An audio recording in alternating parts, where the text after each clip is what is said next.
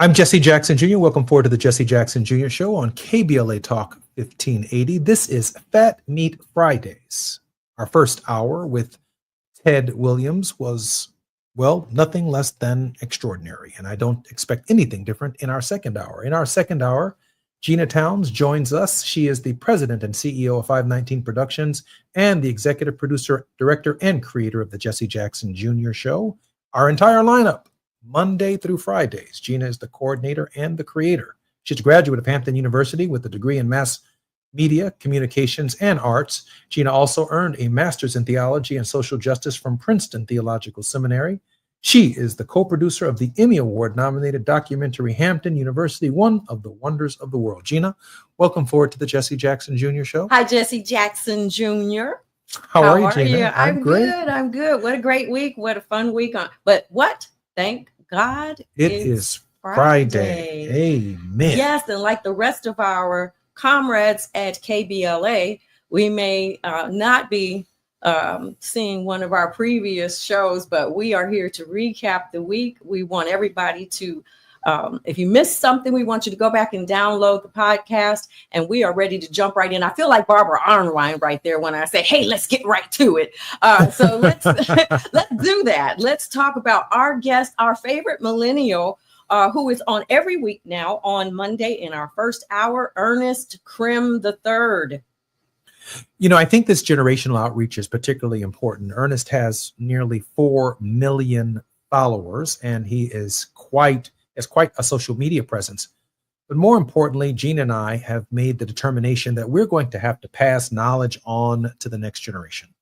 We're going to have to find out where they are, what they're thinking, how they're thinking, and does it matter? One of the amazing things about Ernest Krim is that he is a high school educator.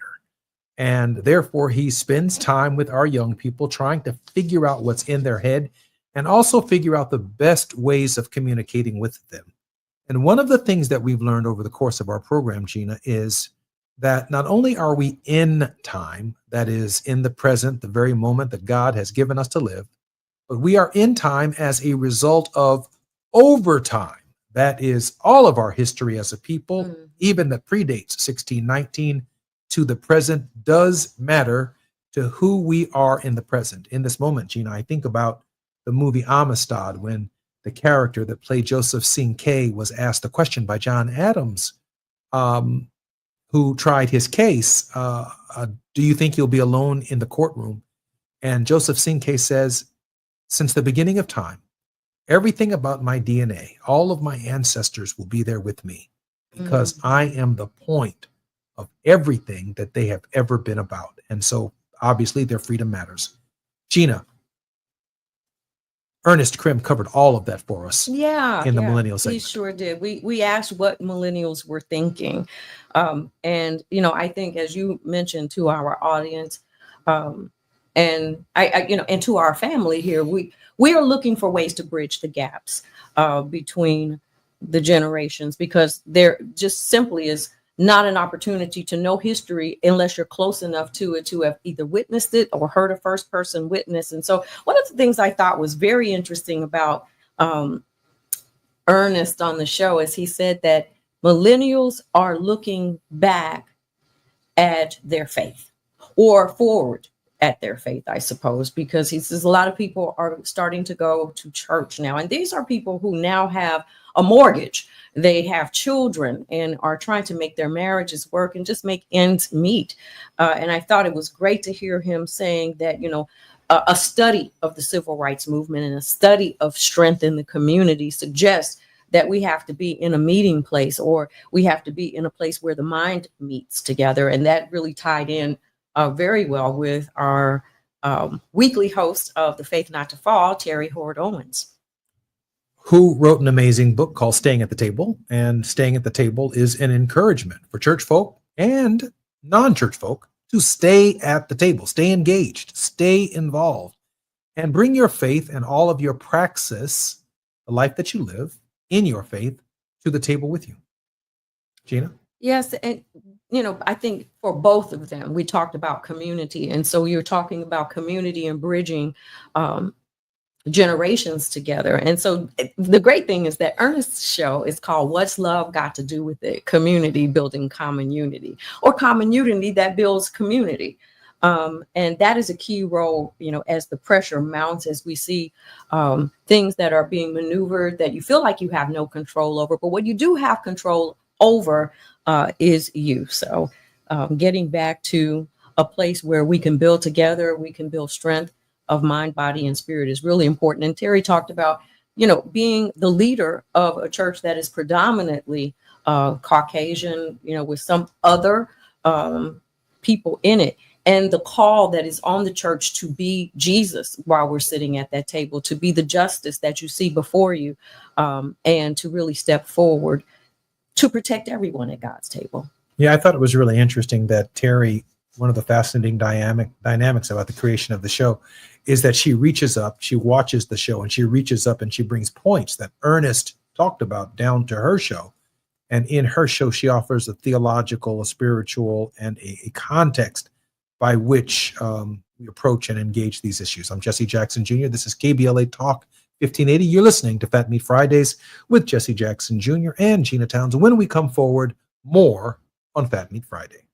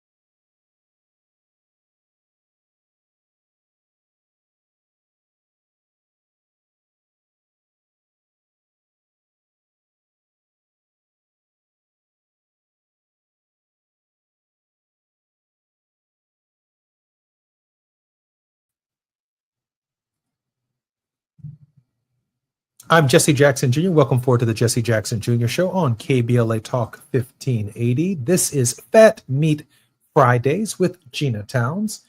Ted Williams was fantastic, Gina, in the first hour. He absolutely was. Ted always brings a whole lot of knowledge, and it reminds me of our Tuesday guests. In many respects, we actually had our colleague at KBLA, our White House correspondent, Dr. Nee Q, we call him, but he's Nee Quarterley Quartai. Quarterley. Dr. Q. Wait, Dr. Nee Quarterley Cortez. There he is on the screen. We're trying to say that 3 times fast, and we will give you a prize on the Jesse Jackson Jr. show. But Nee gave us a really, really sober look. I mean, he's there at the White House every day. He talked about the fact that the Texas congressmen, 2 of which we had, state representatives rather, that we had on the show, everybody has gone back to Texas. You know, what that really means, what we're looking at as far as redistricting is concerned. And he's right there in DC, which is very interesting because he definitely calls it an occupation. You know, as a historian, Nee brought a particular vulnerability to this episode because he shared with us what it was like to sit there and listen to the processing of lies, processing of misinformation against the backdrop of the truth that he knows to be true, from the Voting Rights Act of 1965 to what's taking place in Texas, to California, to Illinois, to the DC takeover. He was really, really clear and reflective about what that meant. And yet, the way in which he has to tell the story of real-time news in the context of this very difficult and troublesome era. Absolutely. Yeah. And he talked about the fact that there really are checkpoints and people are not wanting to go out to dinner. So in addition to an occupation, the economy is suffering to a degree in Washington, D.C.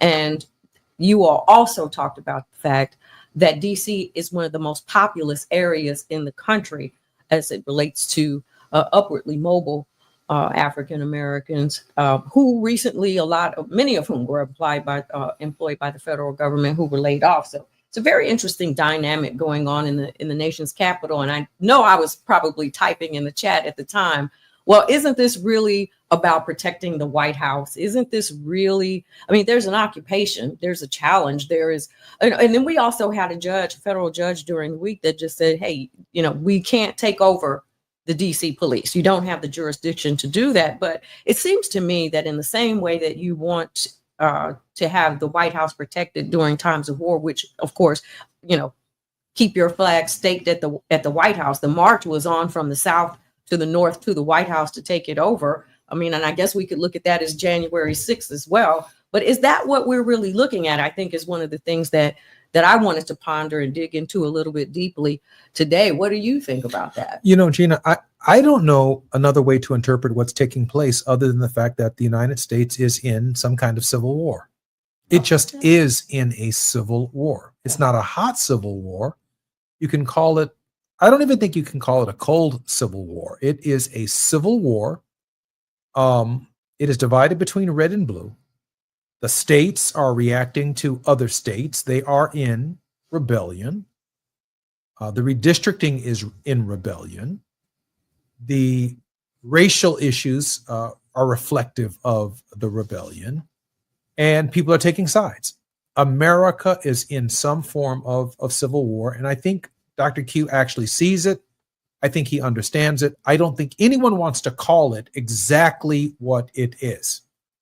It's just not a hot civil war. Mm-hmm. It just hasn't resulted in cannon fire at Fort Sumter. It just has not resulted into battles outside of Washington, D.C. But in effect, it is clear to me, and it should be clear to everyone, that the United States and the states themselves, under the politics administered by the President of the United States, that these states are in rebellion.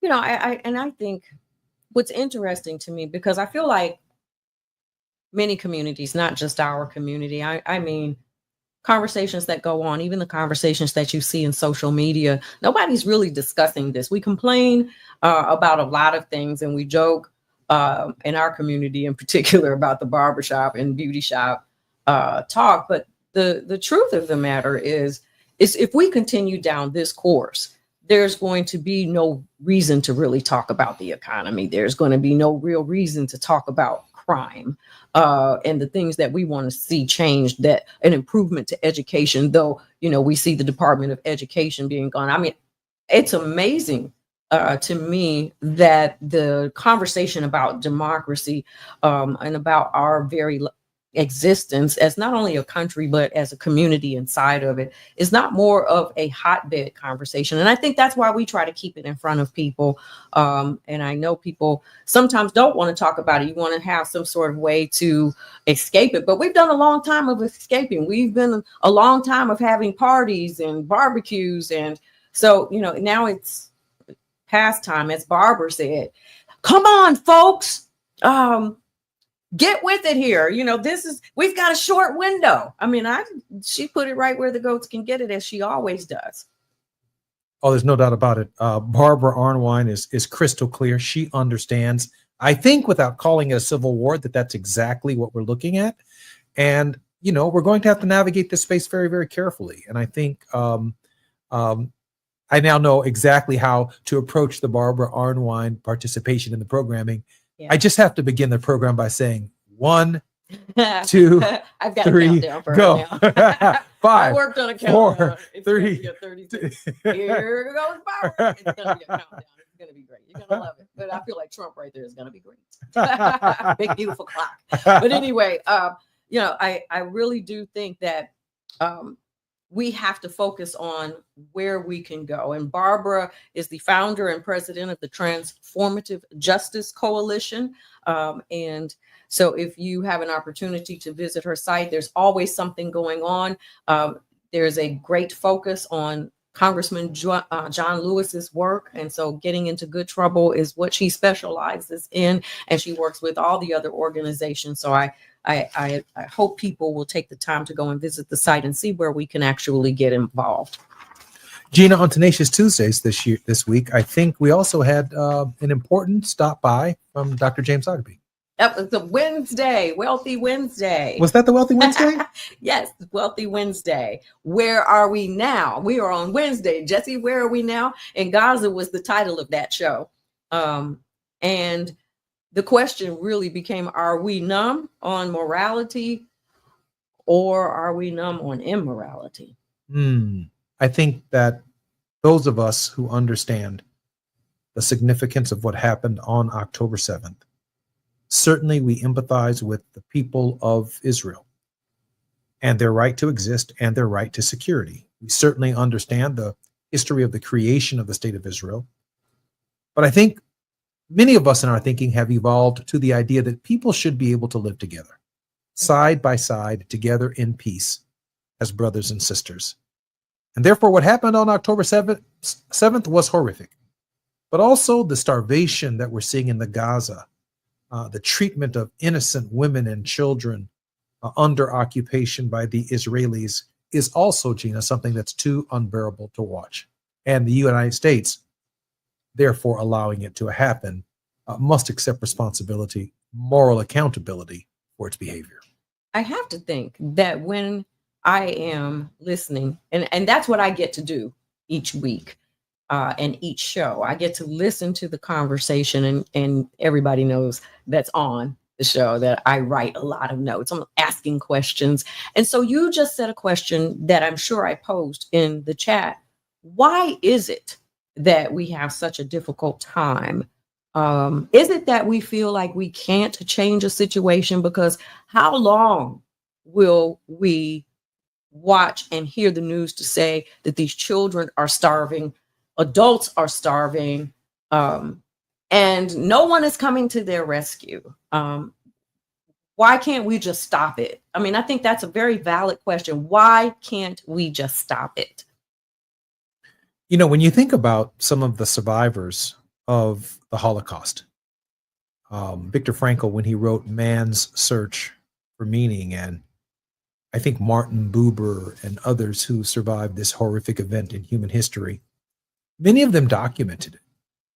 And their documentation was about the dehumanization of people, about treating people as the other and not as the brother or the mother, someone that we're close to and that we're intricately bound by, because one, we are children of God, but we're also part, as Dr. Martin Luther King Jr. would say, part of the same human family. And so when we begin to dismiss people, I think the worst in man actually shows up. When we dismiss, when the I thou relationships becomes an I it relationship. And we reduce a person from a thou, meaning my brother or sister, to an it. We find ourselves on the slippery slope of human dehumanization. Isn't that interesting? Because I think what really comes into play there are a couple of issues that Todd Yeary got to in the faith, the politics of our faith, our weekly guest there. And Todd really just honed in on the fact that this has to do strictly in the United States as we bring back the whole notion of what we're talking about in Gaza. If we reel that back on into the United States, it has to do with race and perhaps culture.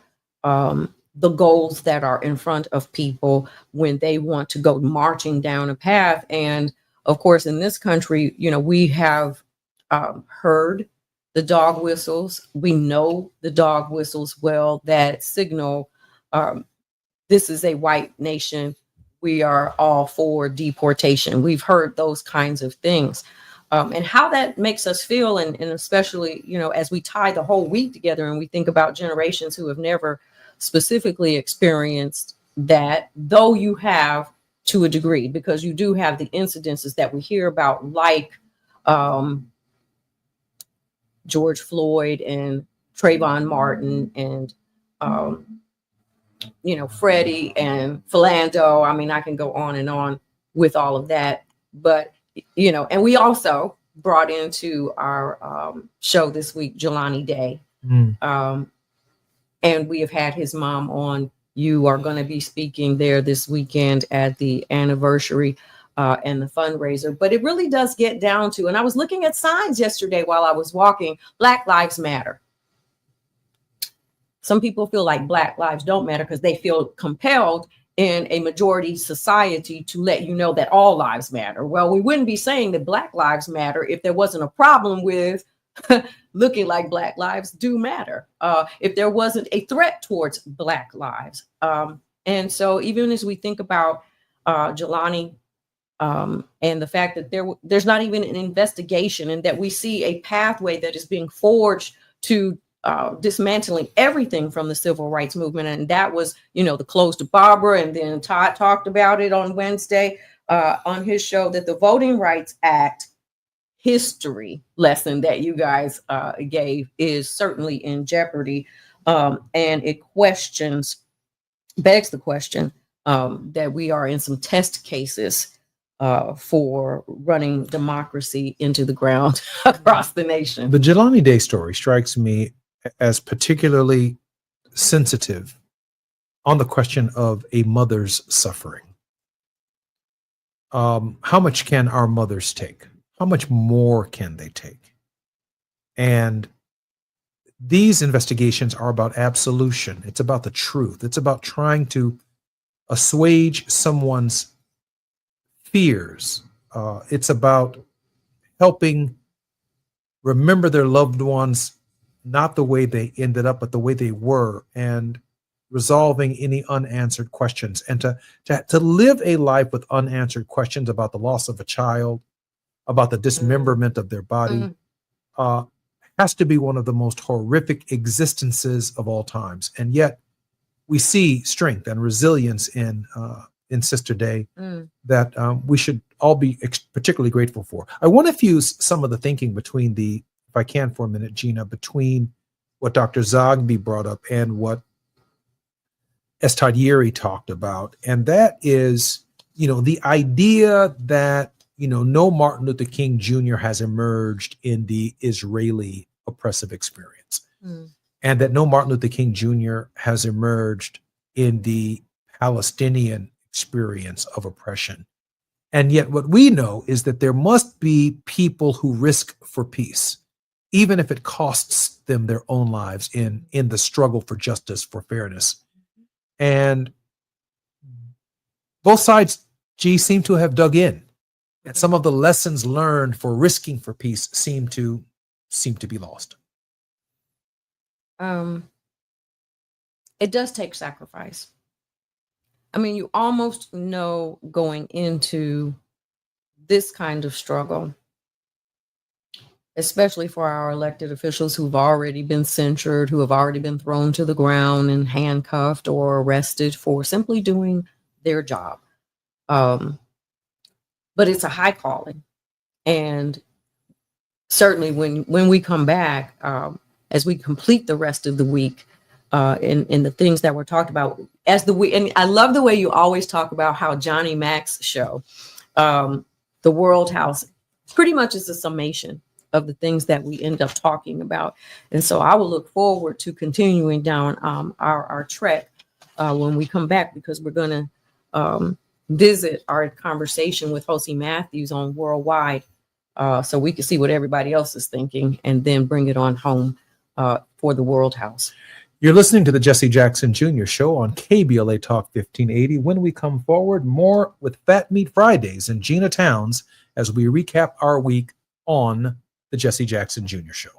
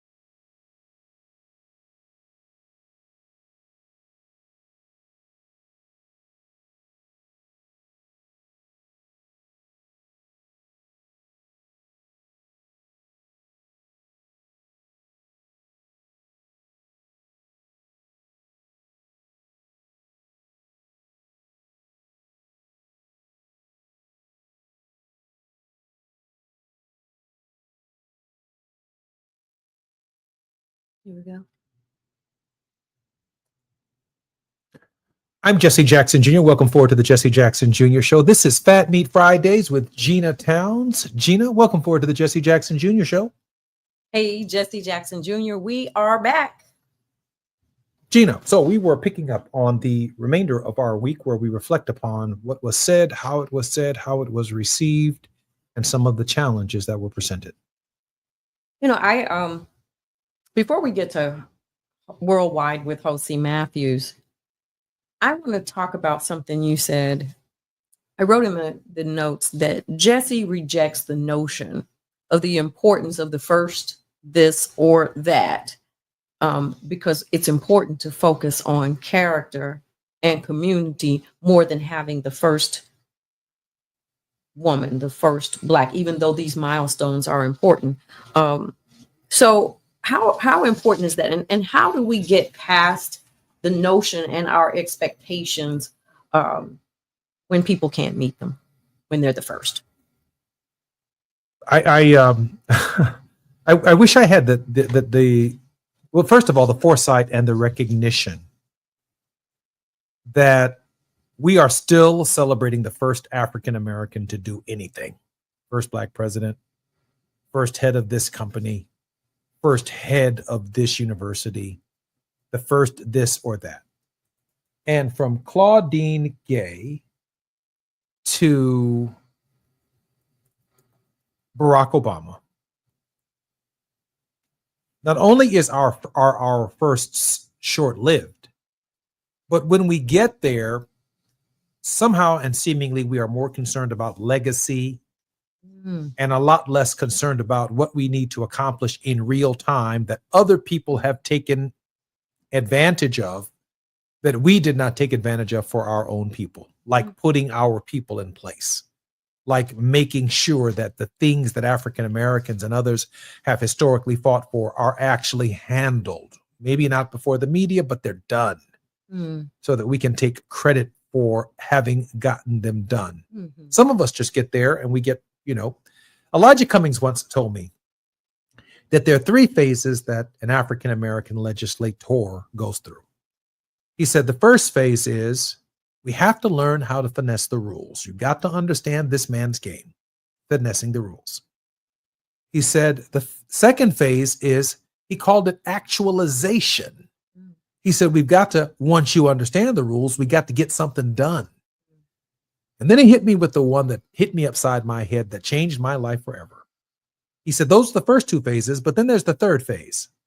He said, some of us are just happy to be there. We just happy to be here. And he said, more often, African Americans never get to the actualization and to the learning the rule stage of these processes, because when they first get there, they just happy to be there. So I guess what I'm going to get from that, and we talked about this a little bit more in a previous segment when we talked about there's no time for partying. There really is no time for that, because what we find in one of the notes that I wrote, I think it must have been in Todd's show on Wednesday, was that Donald Trump and the people surrounding him found a place in a people who felt abandoned and spoke something into them, spoke something into existence in them. They appealed to a place of hurt, a place of pain, and were able to take that and drive it right on across the finish line. And so when people begin to blame, and this is historical in its nature, as Blacks migrated from the South after slavery for jobs in industry, and the same thing as Hispanics, particularly in the Chicago area, and housing was an issue, fighting for these jobs was an issue. And so as the industrial age has waned and people weren't prepared for the age of technology, you find these resentments that seem to be harnessed at this point, and they are based in race. Now, what's interesting, as we got into Josie's show and we talked about the fact that the Ugandan president had signed a an agreement with President Trump about deporting people and allowing them to come to Uganda. We talked about the economic impact that the tariffs are having in Africa, not just South Africa. I thought that whole conversation was very, very telling, because it's the same thing in some ways that's going on in Washington, D.C. I try to mix my life experiences with the philosophical, the theological, and the practical. And I must be honest with you, the average American in this country is not having a conversation about artificial intelligence or the direction of the economy upward. They can't even imagine the astronomical numbers of the wealthiest of the wealthiest of the wealthiest that are benefiting from this administration and have become so grossly wealthy over time that it's unfathomable for them to imagine that such wealth exists in the hands of a single person. So let me try and say it this way. Gina, every day that I am circulating petitions to consider running for a public office, I bump into someone who has no teeth. I then ask them, will they sign my petition? And they respond favorably or unfavorably with no teeth. I ask them if they have a job. They'd like to work. When they share with me that they like to work, they have no education that's commensurate with what kinds of jobs they think they're entitled to. And don't forget, they still have no teeth. I'm not making fun of the fact that they have no teeth. I'm simply explaining that there is a conversation that's taking place at the highest level about wealth inequality and education inequality. But then there are these average, ordinary people who live not in that economy. They live in the service-based economy. They make up beds in hotels. They're street sweepers, they're janitors, they're sanitation workers, they're plumbers, they're carpenters. Some of them are hanging out on the corner. Some of them are derelicts of destitution, and they have no teeth. I say all of that to bring it all the way down to the point that I have very little expectation that the artificial intelligence economy is going to save humanity or create domestic tranquility for all of our people. We're going to have to expand the service-based economy that is commensurate with what human beings are capable of doing, not only in the United States, but in Africa and around the world. If people can't get up in the morning with limited education and find meaningful work that pays them for the work that they do, that provides them with health care, provides them with shelter, provides them with the basic necessities of life, I just can't imagine how much longer some of these civilized societies can survive. You have landed on the core of the conversation that you had at the World House and in really the summation of the week, when we bring the larger issues that are going on in our country, locally and around the world, down to the person. And I know that when we come back from our break, I would, think that the last segment, there was so much meat. And that is the purpose of Fat Meat Fridays, because this thing is sizzling in this frying pan. The question is, why do we lash out when we are in pain instead of turning inward to ourselves to see how we can become better and how we can be a part of society and make things better for everyone? I agree with you. The inward journey we talked about on Johnny Mac's show, The World House, that Dr. King was profoundly influenced by Howard Thurman and his work, Jesus and the Disinherited. And I posited a thesis that there's no chance that Dr. King did not read The Inward Journey by Howard Thurman, and an inward self-reflection on how we handle our lives and the circumstances of our lives.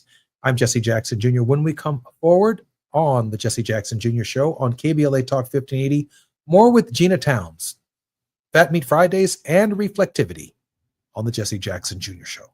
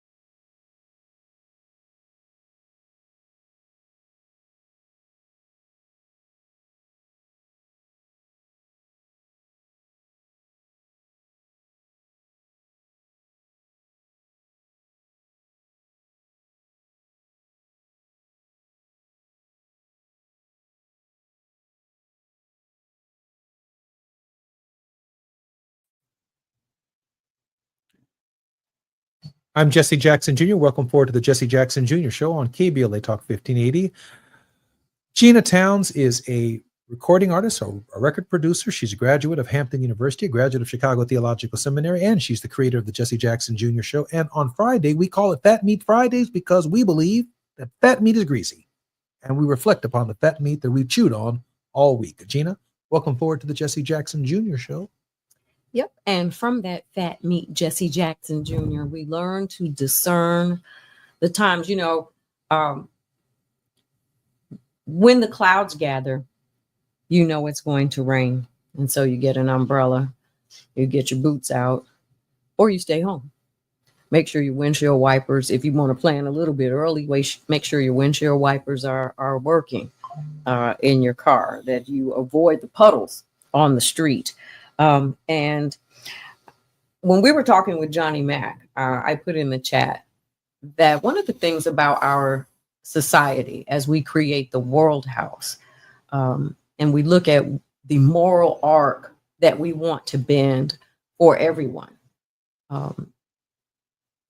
they blame capitalism as one of the hindrances for the system if it were going to work, in its inability to achieve what it's going to achieve. I wanted to dig into that just a little bit further. It's a self-propelled system, Gina. You wake up in one morning, you're born into it. It is a march without any reflection whatsoever as to what it is that I'm doing, other than I knew that when I went to college and I bought me a pair of suspenders and I bought my first suit, and in the 80s, when I graduated, I wanted to go to Wall Street. I wanted to make as much money as I could. I wanted to retire. I wanted to be the Wolf of Wall Street after having graduated from North Carolina A&T State University's School of Business. The late Dean Quaister Craig was the dean of our program.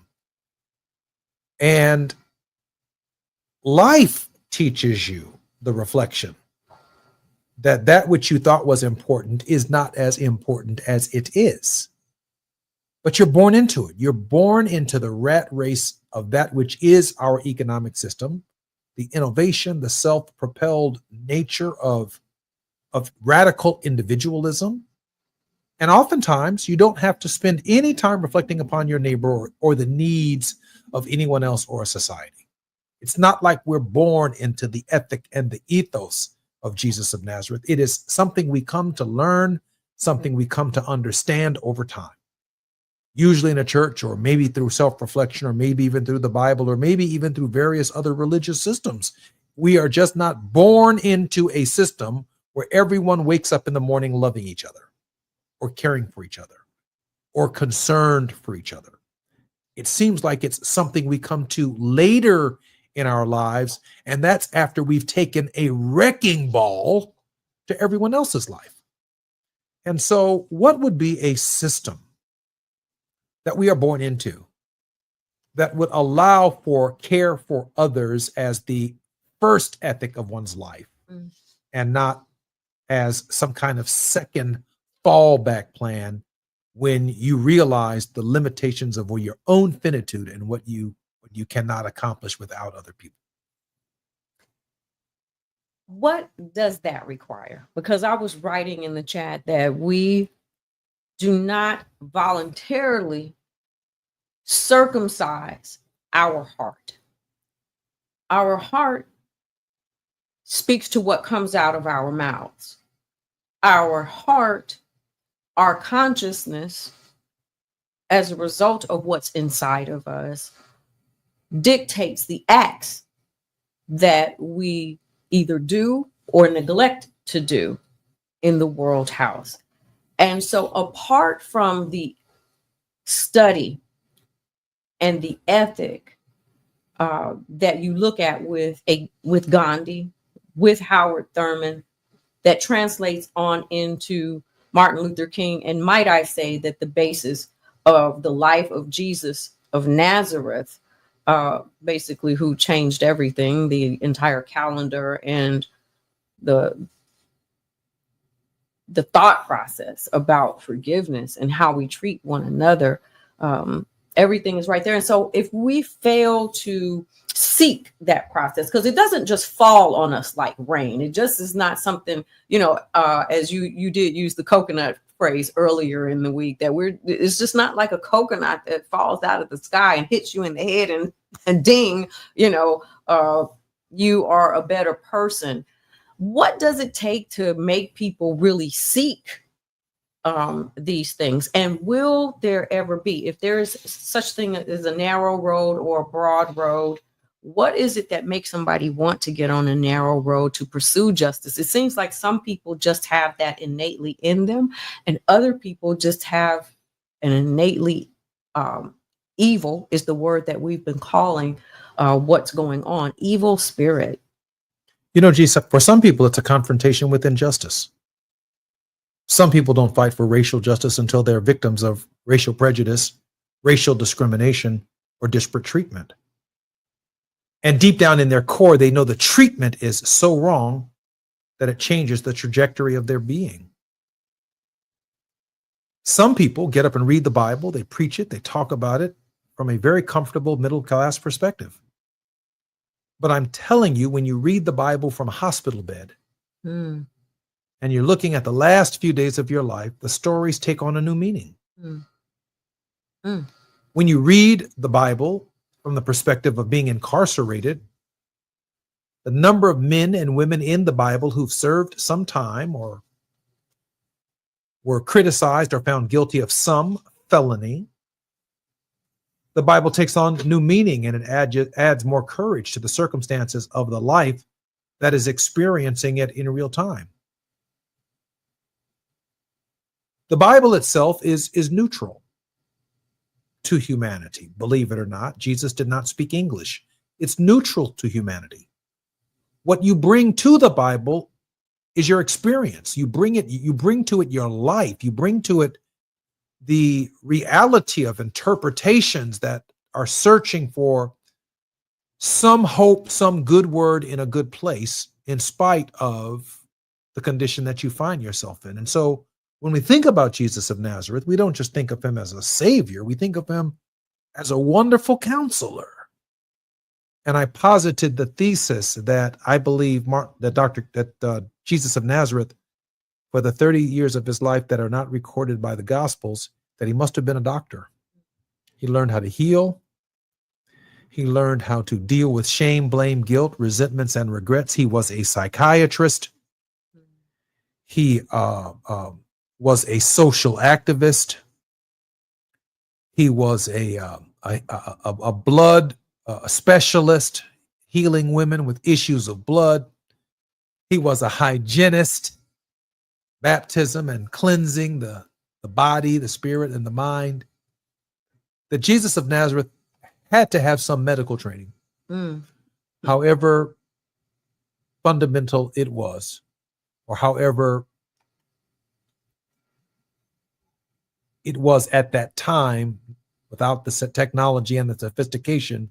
He clearly had been in the medical profession with an unprecedented empathy within which he treated everybody. That's what we know about the master. When you thought about that, I immediately thought about the Shabba Ranks song, the priest, this is the doctor. And so even if you don't believe, even if you don't have the faith, even if you reject the idea of Christianity and faith in that way, there has to be something that we see so that our society is greater, so that the moral arc does bend. And it really does boil down to our hearts being softened, and the circumcision of that heart, being willing to die to ourselves so that we can pour something else better in us. And if we don't seek a standard, if you just would take without the belief system in God, get rid of the first 5 commandments. I'm not telling anybody to do that because I believe in the first 5, but the last 5 have to do with our civil morality. That is, don't lie, don't cheat, don't steal your neighbor's wife or husband.